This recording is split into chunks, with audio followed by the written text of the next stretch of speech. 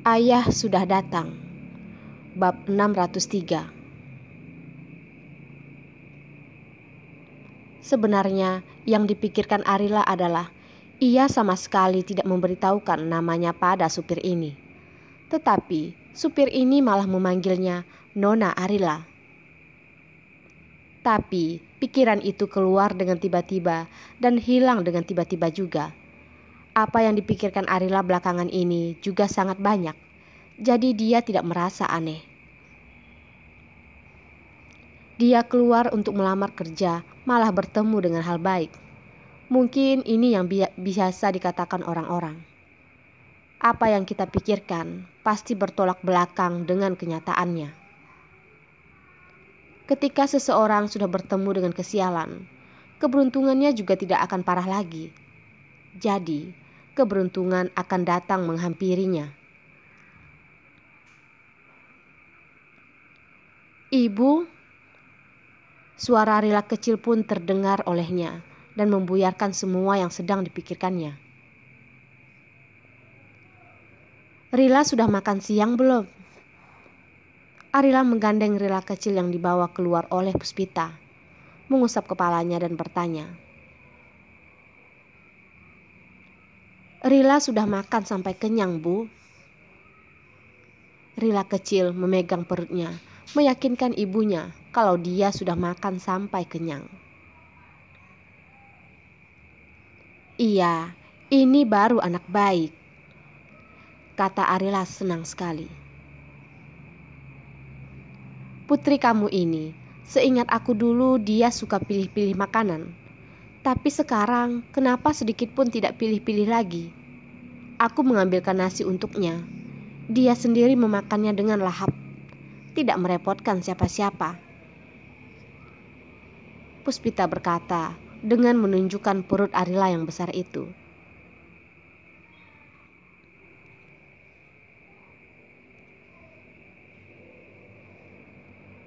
Karena Rila mau makan banyak, baru bisa cepat tumbuh besar. Sudah besar nanti Rila baru bisa mencari Abang Hansel. Arila belum menjawab. Rila kecil yang pintar sudah menjawabnya lebih dulu. Rila sayang, mendengar kamu berkata begitu, kamu tahu tidak, Tante Puspita sakit hati nih. Memikirkan menantu idamannya sudah memiliki orang lain di hatinya. Puspita benar-benar sangat sedih. Sudah. Di luar dingin sekali. Kita masuk ke dalam dulu baru ngobrol lagi. Arila menggeleng-gelengkan kepalanya. Di dalam hati Rila kecilnya cuma ada 2 orang. Satu adalah ayahnya dan yang kedua adalah Abang Hanselnya. Kalau saja pada suatu saat Rila yang begitu berharap bisa bertemu dengan Abang Hanselnya, mengetahui Abang Hanselnya sudah meninggal, apakah dia akan sangat sedih? Setiap kali memikirkan hal ini, Arila ingin sekali menggantikan Rila kecil merasa khawatir. Dia takut putri keluarganya itu akan sangat terpukul. Aku sudah sisakan makan siang untukmu. Kamu makan dulu di rumahku. Puspita menggandeng Rila kecil, berjalan di depannya, lalu bertanya lagi. Arila, pekerjaan hari ini bagaimana? Cukup lancar sampai aku tidak berani percaya. Ada lagi, aku jalan-jalan ke butik di sana. Aku tidak beli apa-apa, tapi masih mendapat hadiah besar. Mereka bukan hanya memberiku hadiah, tapi masih mengantarku pulang. Berkata sampai di sini, Arila masih menganggap dirinya sangat beruntung. Puspita berkata, kamu kayaknya sudah mulai mendapatkan keberuntungan.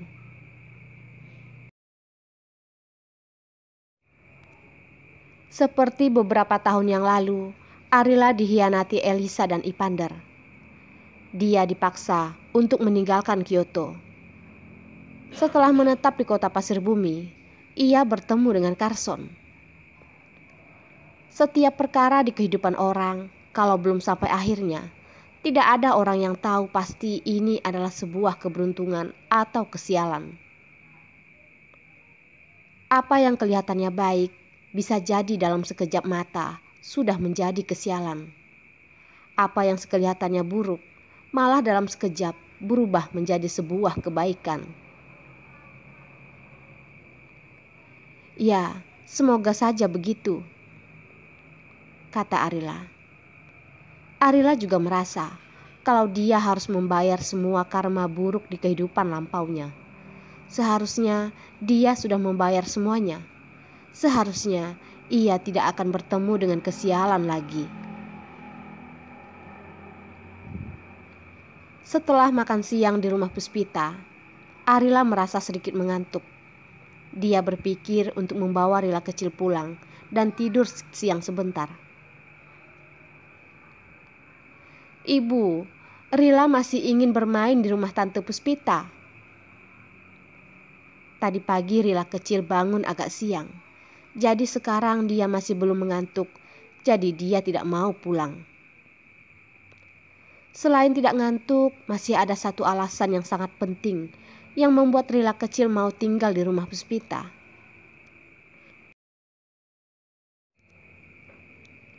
Karena kemarin ayahnya bilang akan bervideo call dengannya lagi.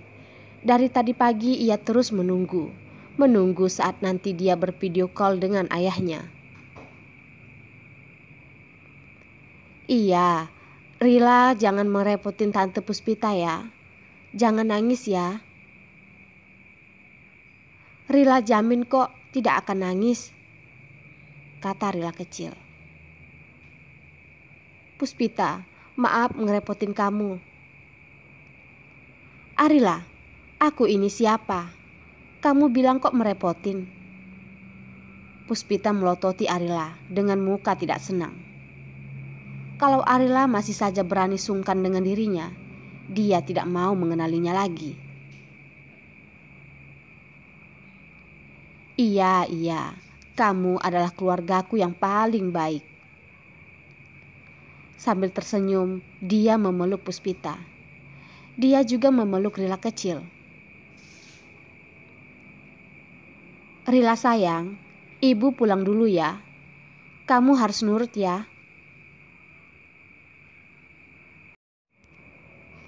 Iya ibu, Rila akan nurut. Baiklah. Tetapi Arila sedikit tidak rela meninggalkan Rila kecil di rumah Puspita. Seolah seperti ia tidak akan bisa bertemu lagi dengan Rila kecil. Sampai ketemu nanti ibu. Rila kecil sama sekali tidak merasa tidak rela. Malah ia memberikan muka yang senang. Setelah melihatnya, hati Arila sedikit tidak enak. Setelah Arila pergi, Rila kecil langsung menarik tangan Puspita dan berkata, Tante Puspita, bawa aku ketemu dengan ayah. Puspita mengusap-usap kepala Rila kecil, lalu berkata, Rila sudah merindukan ayah lagi ya?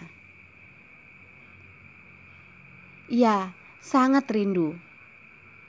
Rila kecil mengangguk-angguk dengan jujur. Dia benar-benar sangat merindukan ayahnya.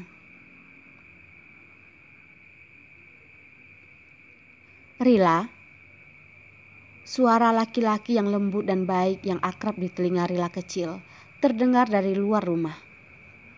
Rila kecil masih belum melihat orang itu, tapi dia sudah tahu itu siapa. Ayah. Rila kecil melepaskan tangan Puspita dan langsung mengikuti suara itu. Ketika sudah melihat ayahnya di depan pintu, dia sama sekali tidak percaya dengan matanya sendiri. Rila. Carson memeluk Rila kecil yang berlari ke arahnya dan mencium-cium wajahnya yang bulat itu. Rila sudah tidak bisa mengenali ayah ya. Rila pasti mengenal ayah kok, kata Rila kecil. Setelah memastikan ini adalah ayah kandungnya, Rila kecil menjulurkan tangannya dan memeluk leher Carson dan mencium-cium wajah ayahnya. Setelah mencium ayahnya, lalu berpikir dia sudah tidak bertemu ayahnya beberapa hari. Rila kecil memonyongkan mulutnya, seperti mau menangis di depan ayahnya, membuat ayahnya untuk jangan meninggalkannya lagi. Rila masih berencana untuk menangis di depan ayah, iya. Carson tersenyum lembut. Wajahnya memasangkan ekspresi bahagia yang hanya dikeluarkannya saat bertemu dengan anak dan istrinya. Kalau Rila mau menangis, nangis saja. Ayah mau lihat kamu nangis kayak apa. Ayah ngerjain Rila. Ayah jahat. Bagaimana ayahnya bisa berbuat begitu? Rila kecil merasa sedih sampai sudah mau menangis. Ayahnya malah menyuruhnya untuk berakting menangis. Dia sudah tidak ingin meladeni ayahnya. Di dalam hatinya ia merasa ayahnya mengerjainya. Dia tidak mau memperdulikan ayahnya lagi. Tetapi kedua tangan kecilnya itu malah memeluk leher ayahnya dengan erat. Takut ayahnya pergi meninggalkannya. Tuan Carson, bagaimana kalau kamu bawa Rila kecil ke dalam dulu? Di luar lumayan dingin. Walaupun Puspita sudah mengenal Carson selama beberapa tahun, tetapi tidak tahu kenapa, ketika ia berbicara dengan Carson, dia selalu merasa grogi. Ada orang yang memang sejak lahir sudah berwibawa. Walaupun ia tidak melakukan apa-apa, hanya berdiri di sana, bisa membuat orang secara otomatis tidak berani bergerak. Carson adalah contoh yang pas untuk tipe orang seperti itu. Di depan Puspita dan suaminya, Carson tidak pernah memasang gayanya yang seperti bos. Tapi karena bawaan dia membuat orang lain tidak berani dekat dengannya.